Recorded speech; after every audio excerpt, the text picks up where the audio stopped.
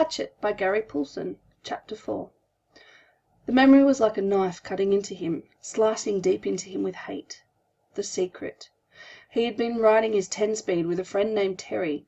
They had been taking a run on the bike trail and decided to come back a different way, a way that took them past the Amber Mall.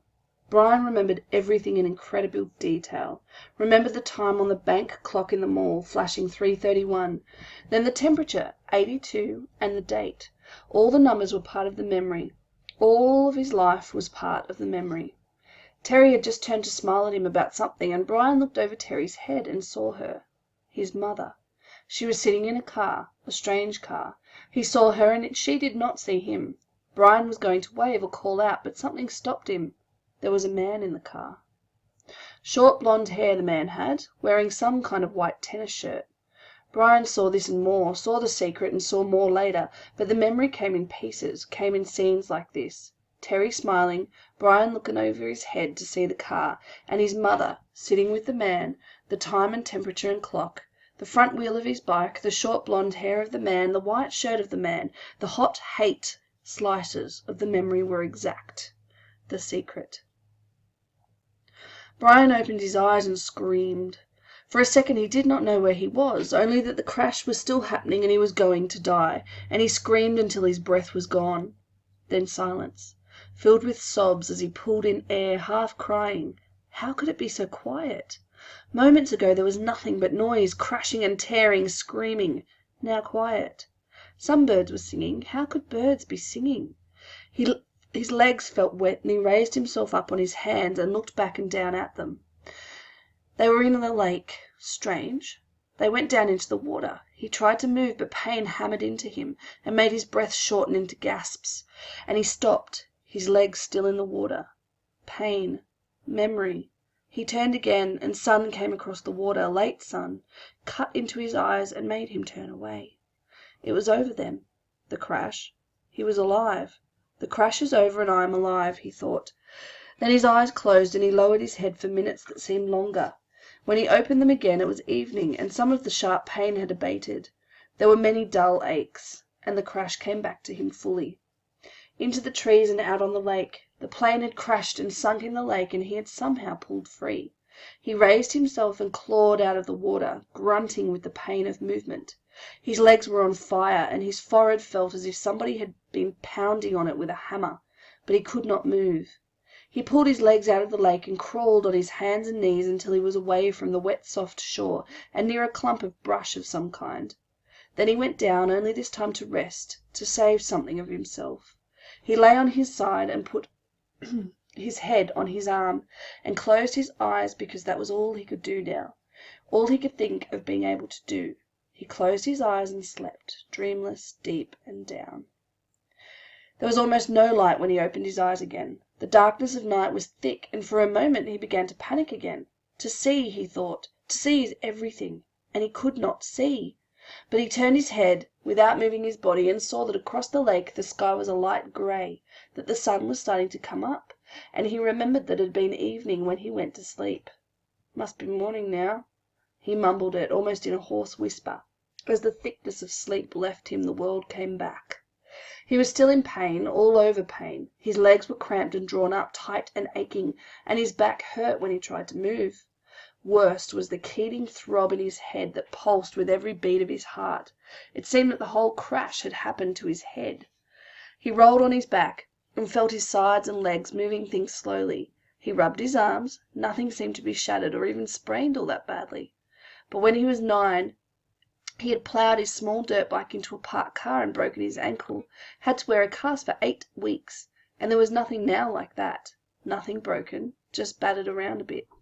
His forehead felt massively swollen to the touch, almost like a mound over his eyes, and it was so tender that when his fingers grazed it he nearly cried. But there was nothing he could do about it, and like the rest of him, it seemed to be bruised more than broken. I'm alive, he thought. I'm alive.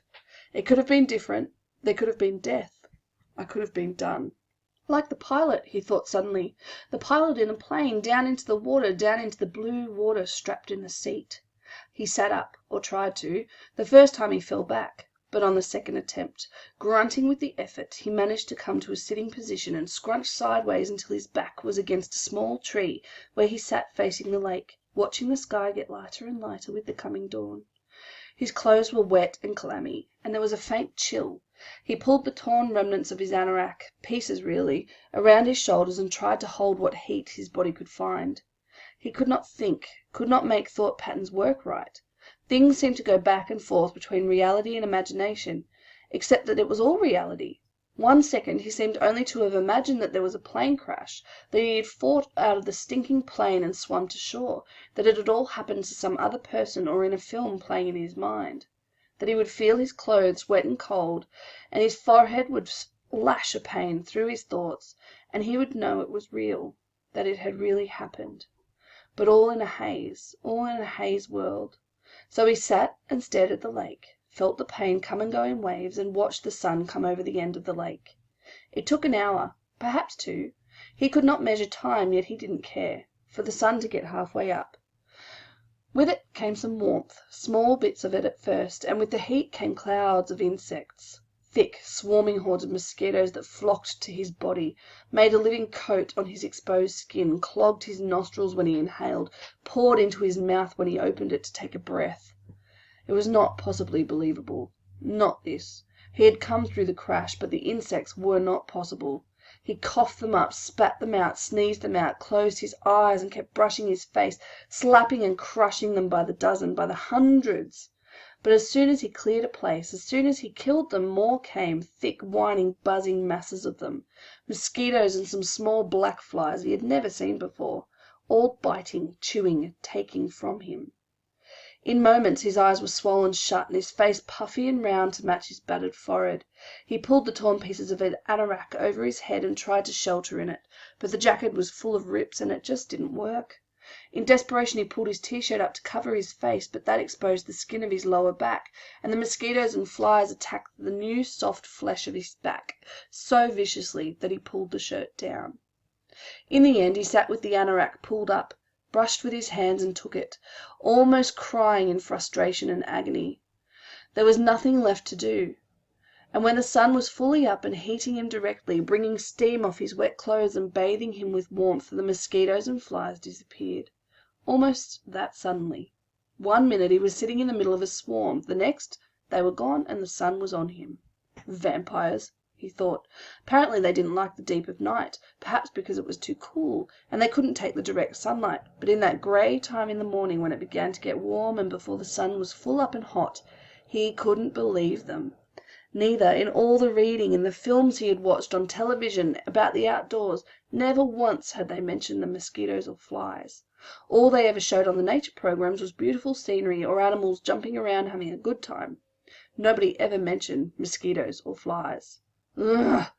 He pulled himself up to stand against the tree and stretched, bringing new aches and pains. His back muscles must have been hurt as well. They almost seemed to tear when he stretched. And while the pain in his forehead seemed to be abating somewhat, just trying to stand made him weak enough to nearly collapse. The backs of his hands were puffy, and his eyes were almost swollen shut from the mosquitoes, and he saw everything through a narrow squint.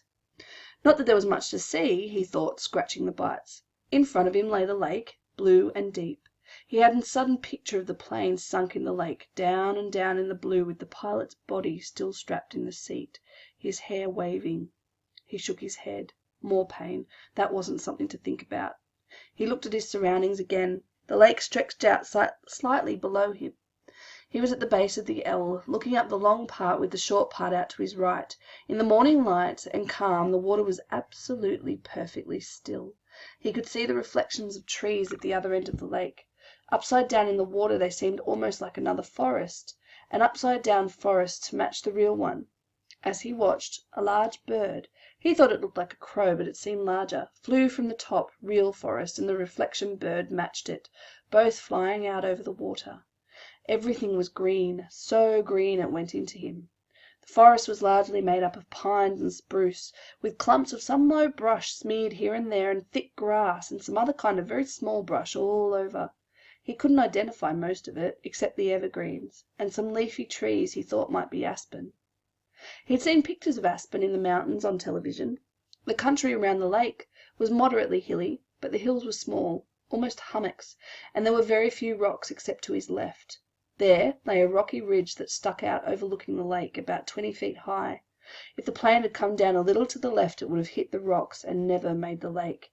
He would have been smashed. Destroyed. The word came. I would have been destroyed and torn and smashed, driven into the rocks and destroyed. Luck, he thought. I have luck. I had good luck there. But he knew that was wrong. If he had had good luck, his parents wouldn't have divorced because of the secret, and he wouldn't have been flying with a pilot who had a heart attack, and he wouldn't be here, where he had to have good luck to keep from being destroyed. If you keep walking back from good luck, he thought, you'll come to bad luck. He shook his head again, wincing. Another thing not to think about.